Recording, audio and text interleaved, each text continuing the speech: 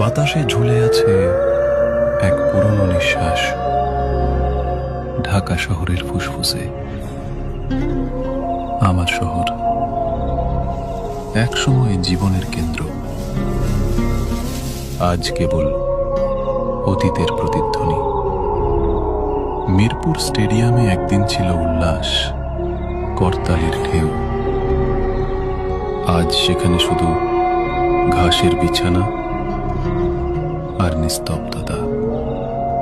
Mirpur 10-এর metro স্টেশনে যে train একসময় মানুষ বহন করত, এখন শুধু লতা পাতা ধরে রেখেছে ভাঙা রেল লাইন।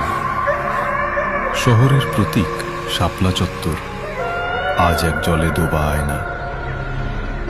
মানুষ নেই, শুধু প্রকৃতির ছাপ। মরিচা ধরা বাস, জলে ডোবা গাড়ি, সবই থেমে যাওয়া জীবনের স্মৃতি। জাতীয় স্মৃতিসৌধ, যে স্থানে সংগ্রামের ইতিহাস লেখা, আজ সেখানেও শেকড় গেঁথেছে নীরবতা। ভাঙা জানালা দিয়ে হাওয়া গায় এক বিষণ্ণ গান। পিচের ভেতর থেকে গজিয়ে ওঠা গাছ বলে দেয়, মানুষ হেরেছে, শহর হেরেছে। কিন্তু এই ধ্বংসস্তূপে আছে অদ্ভুত এক শান্তি।